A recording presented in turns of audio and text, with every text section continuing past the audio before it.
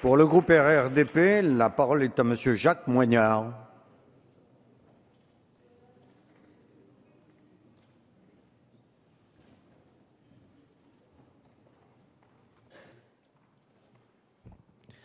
Monsieur le Président, Mesdames les ministres, Madame la Présidente de la délégation aux droits des femmes, chers collègues, il est fort heureusement lointain le temps où Simone de Beauvoir écrivait « 1 million de femmes se font avorter chaque année en France. Elles le font dans des conditions dangereuses en raison de la clandestinité à laquelle elles sont condamnées, alors que cette opération pratiquée sous contrôle médical est des plus simples. On fait le silence sur ces millions de femmes. Je déclare que je suis l'une d'elles, je déclare avoir avorté. De même que nous réclamons le libre accès aux moyens anticonceptionnels, nous réclamons l'avortement libre. » C'était en 1971 et c'était les premières lignes d'un manifeste qui allait bientôt être signé par 343 femmes célèbres et inconnues, déclarant publiquement avoir avorté. Entraînant un fort retentissement médiatique, relançant le débat, ce manifeste des 343 permettra 4 années plus tard une avancée majeure pour le droit des femmes, la dépénalisation de l'avortement. En effet, il y a 40 ans, jour pour jour, à cette même tribune, Simone Veil, alors ministre de la Santé, présentait le projet de loi relatif à l'interruption volontaire de grossesse.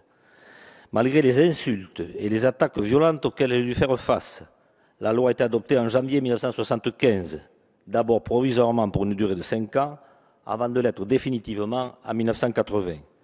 Car il faut rappeler la difficulté qu'avaient les femmes avant 1975 pour interrompre une grossesse non désirée.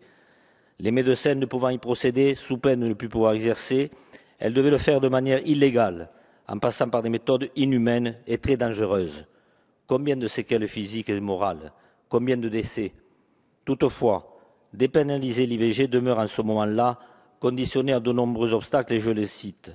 Le médecin et le personnel soignant peuvent refuser de le pratiquer. Elle ne peut se réaliser qu'en établissement de santé ou chez un praticien conventionné avec un tel établissement. L'état de grossesse doit placer la femme dans une situation de détresse. L'autorisation parentale est obligatoire pour les mineurs non émancipés. Un délai de réflexion de 7 jours minimum doit être respecté avant l'acte. Le délai légal est de 10 semaines de grossesse et il ne fait pas l'objet d'un remboursement par la sécurité sociale. Il n'empêche, cette loi de 1975 n'en demeure pas moins historique et pose des jalons fondamentaux.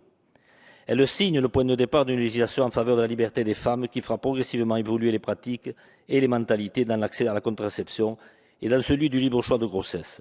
Je veux rappeler ici, ça a été fait tout à l'heure, mais je veux le rappeler encore, ces nombreuses étapes de progrès. En 1982, la loi Roudy autorise le remboursement de l'IVG par l'assurance maladie. En 1991, la publicité pour les préservatifs et la contraception sont autorisées.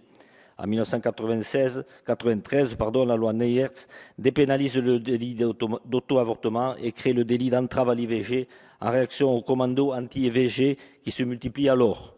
Et malheureusement, je dois le dire aujourd'hui, qui se manifestent toujours. 6 ans plus tard, en 1999, un contraceptif d'urgence, dite pilule du lendemain, est mis en vente libre. En 2001, la loi Aubry porte de 10 à 12 semaines le délai légal de l'IVG et en assouplit les conditions d'accès, tout comme au contraceptif pour les mineurs. En 2004, l'IVG médicamenteuse est autorisée en médecine de ville et 3 ans après peut être délivrée dans les centres de planification et d'éducation familiale. Enfin, depuis 2 ans, sous cette majorité, nous avons permis d'abord, dans le cadre de la loi de financement de la sécurité sociale pour 2013, et pour répondre à l'engagement du président de la République, que toutes les femmes bénéficient d'un remboursement à 100% de l'IVG par la sécurité sociale et que l'acte médical soit revalorisé pour augmenter le nombre des praticiens. Et ensuite, par la loi pour l'égalité réelle entre les femmes et les hommes, adoptée en août dernier, de sanctionner toute entrave à l'information sur l'IVG, de supprimer la condition de détresse avérée et d'élargir le délit d'entrave. Toutes ces avancées législatives ont fait du recours possible à l'IVG un droit fondamental de la femme, celui de disposer de son corps, celui de choisir ou pas de devenir parent. Sans cette liberté, 220 000 d'entre elles chaque année de tous âges et de tous milieux sociaux ne pourraient y recourir. Qu'il soit bien entendu, le droit à l'avortement, ce n'est pas inciter les femmes à interrompre leur grossesse.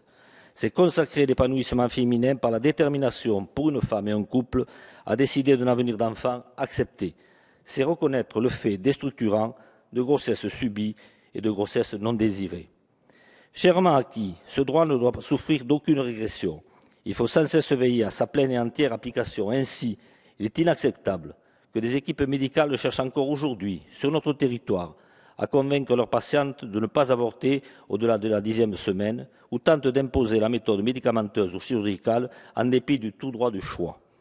Ainsi, le plan annoncé pour janvier prochain par Madame la ministre de la Santé, Madame Marisol Touraine, pour améliorer l'accès à l'IVG sur l'ensemble du territoire, trouve ici toute sa justification. Une femme doit faire l'objet d'une prise en charge partout, dans les mêmes conditions.